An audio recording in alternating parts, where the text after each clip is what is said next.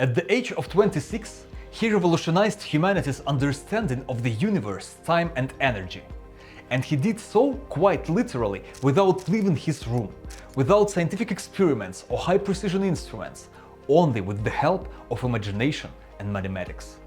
He comprehended the universe through pure thought, so perhaps with the very same pure thought, he also understood why we're here. What is the meaning of life?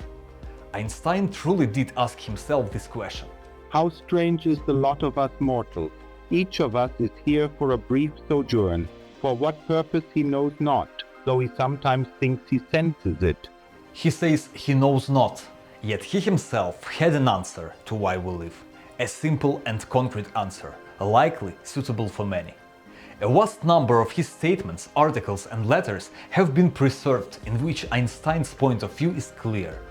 Now they are gathered in this video, and the master speaks to himself.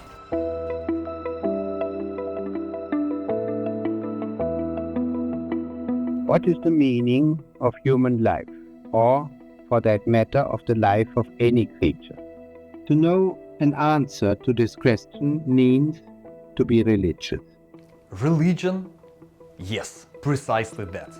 Einstein was religious, but not in the traditional sense.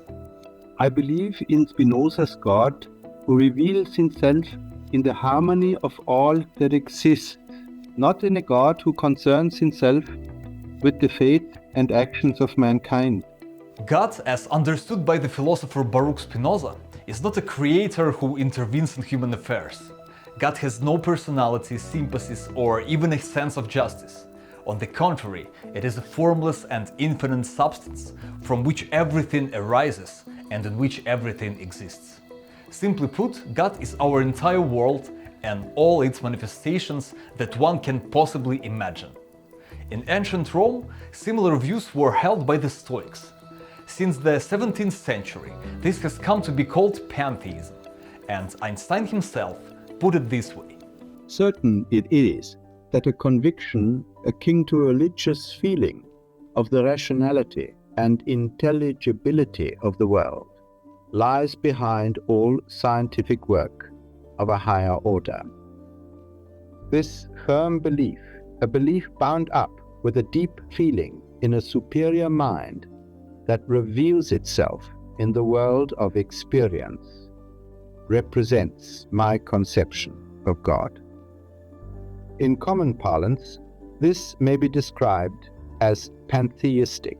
His religiosity is a childlike awe and wonder before the mysteries of the universe. In one interview, he compares humanity to a small child who has entered a vast library. A child understands that all these books were written by someone, but doesn't understand by whom, how and why. He doesn't understand the language, yet at the same time.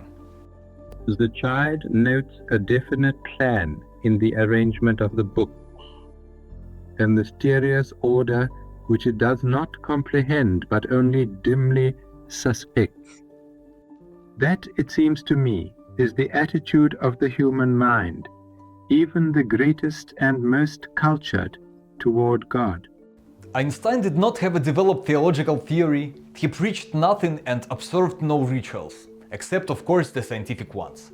The only concrete result he sought to achieve in his religiosity was to free himself from himself.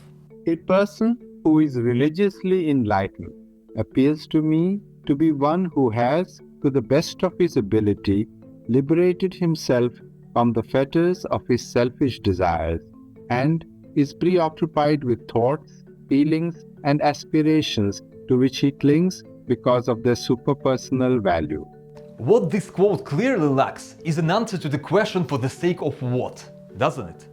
Why should one give up simply earthly pleasures and devote oneself to something greater? If there is no God, if no one will appreciate it, then what is the meaning? Einstein knew the answer. The life of the individual only has meaning insofar as it aids in making the life of every living thing nobler and more beautiful. I believe that Einstein expressed his thoughts most successfully and clearly during a conversation with children. A record of this conversation was published in 1934 in the collection Main Weltbild. Listen to this. I think this single statement could replace entire shelves of philosophy books. Bear in mind that the wonderful things you learn in your schools are the work of many generations, produced by enthusiastic effort and infinite labor in every country of the world. All this is put into your hands as your inheritance, in order that you may receive it, honor it, add to it, and one day faithfully hand it on to your children. Thus do we mortals achieve immortality in the permanent things which we create in common. If you always keep that in mind, you will find a meaning in life and work. This idea that the meaning of life lies in serving humanity runs through a vast number of Einstein's letters and statements. He never tried to prove it with scientific precision, probably because proving the obvious is uninteresting.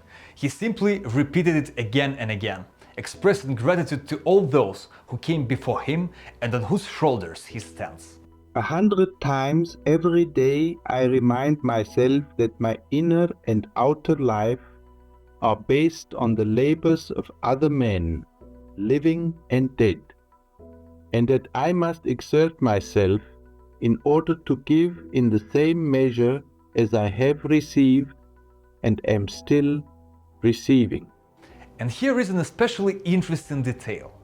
In 2010, the Russian mathematician Grigori Perelman, who proved one of the Millennium Prize problems, the Poincare conjecture, refused the $1 million prize, and he explained it this way. I believe that the contribution of the American mathematician Richard Hamilton to solving this problem is no less than my own. Do you see how Perelman is so similar to Einstein? Both of them are categorically unwilling to attribute their success and scientific breakthroughs solely to their own genius. It is very important to them to emphasize that they rely on other people, and they work so that in time someone else can rely on them. And that is worth more than $1 million. Without deeper reflection, one knows from daily life that one exists for other people. First of all, for those upon whose smiles and well-being our own happiness is wholly dependent, and then for the many unknown to us, to whose destinies we are bound by the ties of sympathy. I do not know what Grigori Perelman thinks about the meaning of life. Was his action a deliberate statement, an eccentric gesture, or a religious act? I don't think so. But in my view, it is noteworthy that at least two of the greatest minds living in a world of numbers and symbols are so hopelessly human. And so they believe that everything influences everything, and each of us affects everyone else.